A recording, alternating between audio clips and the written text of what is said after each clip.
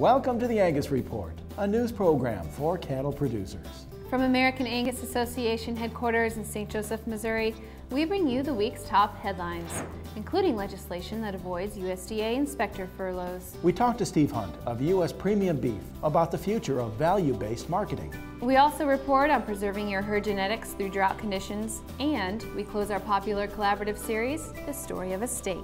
This is the Angus Report. Hello, I'm Bob Cervera. And I'm Crystal Albers. Our top news this week.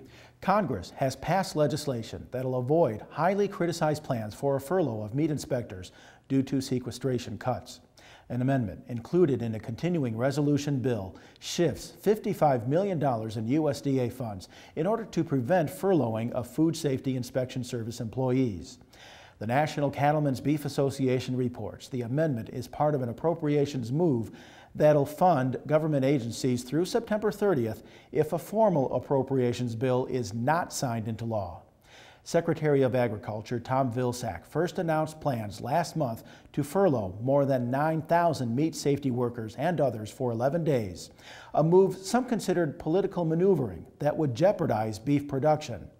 Of course, the recent legislation extending FSIS funding offers only a temporary solution, while Congress negotiates federal budgets. The cattle industry has transformed during the last 17 years, including the development of value-based marketing that rewards producers for raising better quality beef.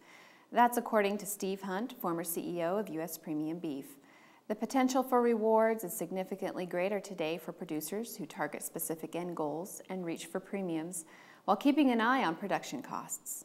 Today what we see is, with the sophistication of a producer and the understanding of how they can use genetics and management to improve their quality of their carcasses, you see them being more aggressive and targeting specific product categories. The potential for reward is significantly greater today. Again, over the last 17 years, I've observed an industry that, in our company, for example, we have 20 new products that did not exist 17 years ago. We have products today that did not exist 4 years ago. But it's being driven by both sides. The consumer is now recognizing that the beef industry is capable of producing special products. The producers are aware that there are avenues for them to participate in these programs. So working together through the processing, typically, and through CAB and other programs, you can come together to produce those products to hit those inputs. At the end of the day, it still has to be a profitable venture for both the producer and the processor. The best testament to the fact that it does work is that producers are lining up to deliver more cattle into these premium programs. Steve Hunt was also the first speaker for the inaugural Henry C. Gardner Lecture during the 100th Kansas State University Cattlemen's Day.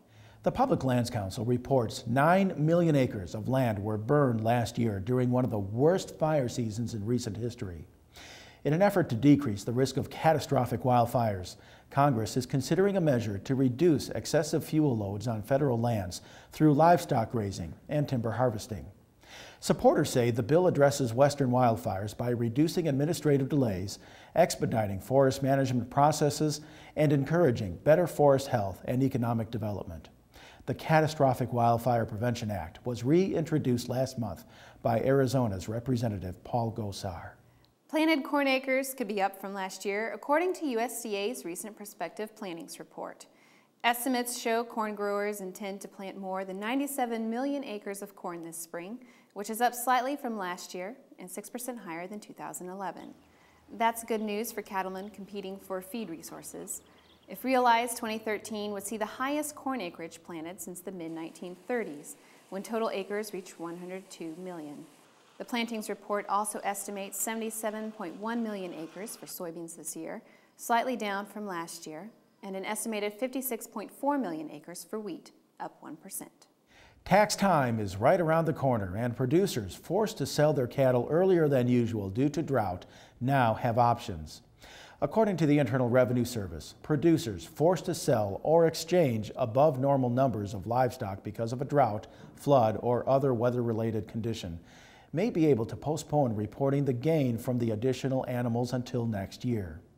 Qualifying producers must meet additional requirements, and farming must be the individual's principal trade or business.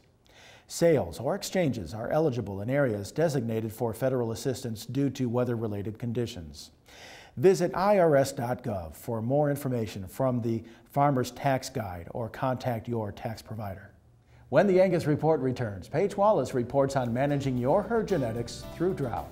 And we continue our popular series, The Story of a Steak, with a look at adding value from gate to plate. Visit angus.org to continue watching this episode of the Angus Report.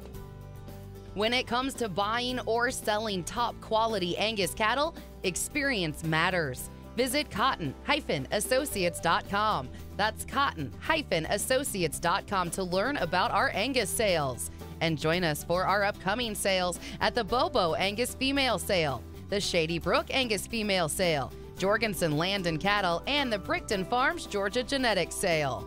Working together, succeeding together. That's Cotton & Associates.